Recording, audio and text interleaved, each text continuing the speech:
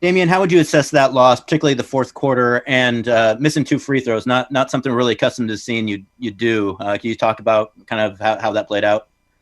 I thought, they made the plays that we didn't make. I thought for every breakdown that we had on the defensive end, they made us pay for it. Guys made shots, not rebounding. They, getting second and third opportunities.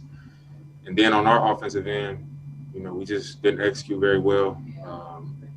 Once I got to the line down 1, I felt good about that. I was like, okay, we're going to be up 1, come down, get a stop, and then it's a free throw game. And then left the first one short. And even after that, I was like, all right, it's going to be tied. They're going to get the last shot. And then left another one short. And I was just like, sometimes I guess that has to happen. But typically at the end of the game, I always feel like I'm going to come up big and just experiencing so many of those moments. I guess sometimes you come up short. And I was that. I left 2 free throws short. It ended up hurting us. We lost the game that we really needed to win. And we got another one tomorrow. There's really nothing I can do about it now. Thanks, Dame. Next question is coming from Jason Quick with The Athletic. Dame, Patrick Beverley was pretty animated, particularly at the end of the game, waving his hand towards you and tapping his wrist. Did you see that? And if you did, how do you view that? I didn't see it, but I heard about it. After I missed the first one, I heard them over there yelling. I just think that just shows what they expect from me down the stretch. They know what I do.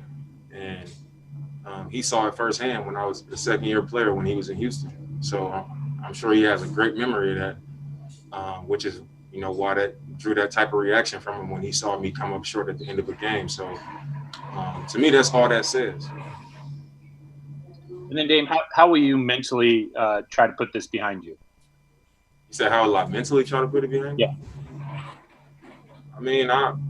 I've had some moments in my career where, I was expected to do one thing at the end of the game and I didn't. I think it was a game in Philly a few years ago. I missed a free throw at the end of the game and they ended up hitting a 3 and we lost the game. And the next night in Boston, I was in the same situation at the end of the game and I made them. So I don't see myself as, a mental midget or somebody that's going to hold on to it. I'm a shooter. I'm in, big situations at the end of the game a lot. And I've had success a lot in those situations. And, just the way it goes, sometimes you gotta come up short and you gotta fail in those moments. And I know that that's a possibility because I'm in that situation all the time. So when it does happen, that's not going to discourage me or make me any less confident. If anything, I'm looking at it like the next time I'm pretty sure it's going to go the other way. So it hurts because we lost the game and who knows what would have happened if I make those free throws. So it bothers me and it hurts because it's a game that we would have loved to have and that would have helped us a lot in the race that we in. But as far as being on the floor and doing what I do, it won't affect me at all. Next question is coming from Joe Varden with The Athletic. Hi, Dave.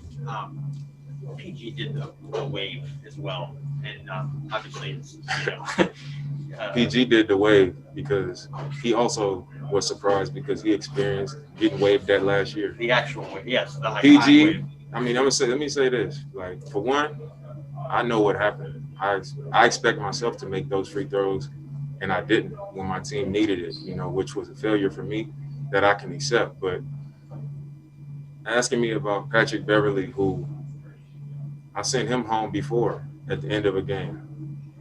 Paul George just got sent home by me last year in the playoffs. So they know that the reason they're reacting like that is because of what they expect from me, which is a sign of respect. And it just shows what I've done at a high clip more times than not. So I'm not offended by it.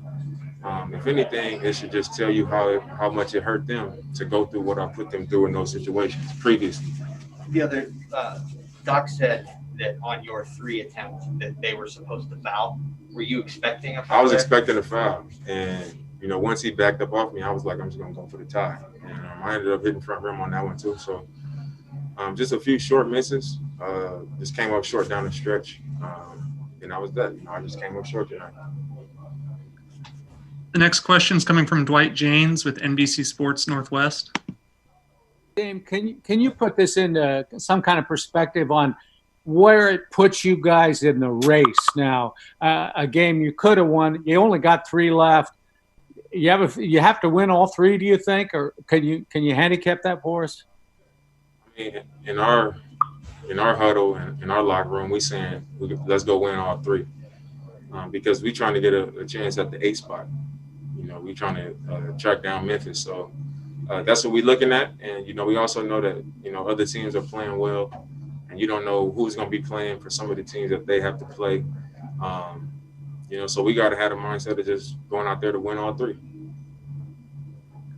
Last questions coming from Jason Quick with The Athletic.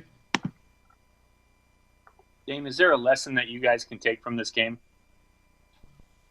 I think the lesson in it is we got to finish games regardless of who's on the floor. Our previous game against Denver, I thought our urgency and our focus down the stretch was great, and we closed that game out like we needed to.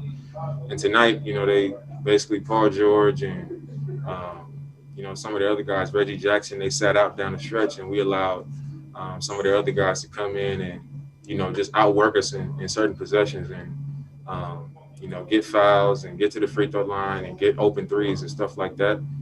And they outworked us for the win. You know, it's as simple as that.